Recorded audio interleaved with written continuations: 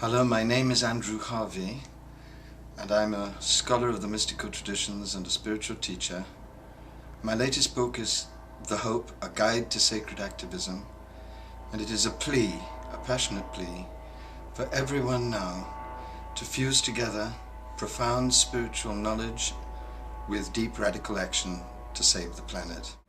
When you fuse together the two noblest passions in the human soul, the passion of the mystic's passion for God and the passion of the activist's passion for justice, what you birth is what I call a third fire, the fire of divine love and wisdom in action.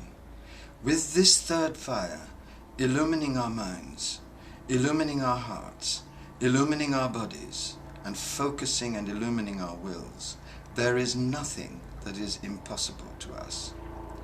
All the mystical traditions agree on two central truths. The first is that you can never be happy, never know lasting joy, never really know who you are and why you are here, until you discover that the only great and lasting joy lies in giving your life for others, giving your life to serve all sentient beings with passion and joy and compassion. The other great truth that has emerged from our council is the great truth that all the mystical traditions know, which is that when you act in the world from sacred consciousness, humbly surrendering the fruits of your actions to the divine intelligence, when you act in this way, your actions are blessed by the mysterious power that controls, organizes, and lives in every aspect of the universe, and so over time ripen and come to fruition. All the great founders of the religions and prophets and shamans and sages of the world have known this great secret, and in the 20th century, those of us who are now becoming sacred activists can find in certain extraordinary figures the signs that this great secret is true. In the 20th century, we had people like Gandhi, Martin Luther King, Nelson Mandela, and of course His Holiness the Dalai Lama and Mother Teresa, who are all beings who fuse together the mystic's passion for God with the activist's passion for justice, and who all of us can learn from, because they show us that when you live with these two passions fused together, you live a life of great dignity, great passion, great compassion, great joy. They also show us that over time, when you act from this consciousness, your actions can cause extraordinary change in the world. Gandhi transformed India and toppled the British Empire. Martin Luther King saved America from a tremendous bloodbath by raising the whole of African American consciousness to an understanding of Christ-like forgiveness and reconciliation.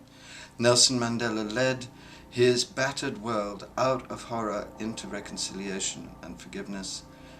The Dalai Lama has stood calmly in the fires of genocide and witnessed the highest truth of universal compassion and saved not Tibet, but Tibetan culture. All of these beings now are here with us to show us the way forward. And it is absolutely essential for all of us now to do four, I think, related things. The first thing is to acquire a spiritual practice and to stick to it in the core of your life. And I suggest that what is necessary is to combine deep meditation with a sacred physical practice that keeps you open to the divine energies.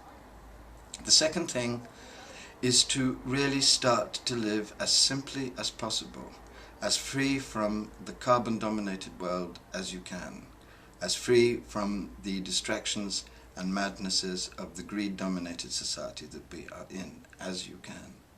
The third thing is to get up at 3 o'clock in the morning, ground yourself in peace, and ask yourself the question, what of all the causes in the world breaks my heart the most? Because when you discover your true heartbreak, you will discover the passion of compassion that exists like a fountain at the center of that heartbreak. And that passion of compassion will fuel a tremendous energy to donate all of your thoughts and emotions and resources to doing something real in the real world about what causes your heartbreak.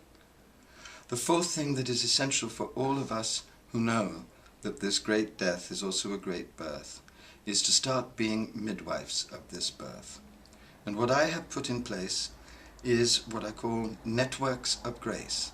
Networks of grace are now all over the world, and they are cells of between 6 to 15 people brought together in sacred consciousness to pool together their resources, their thoughts, their emotions, to pray together, to enthuse each other, to set themselves goals, real practical projects that they can do, and to sustain each other in the grueling work of getting themselves done.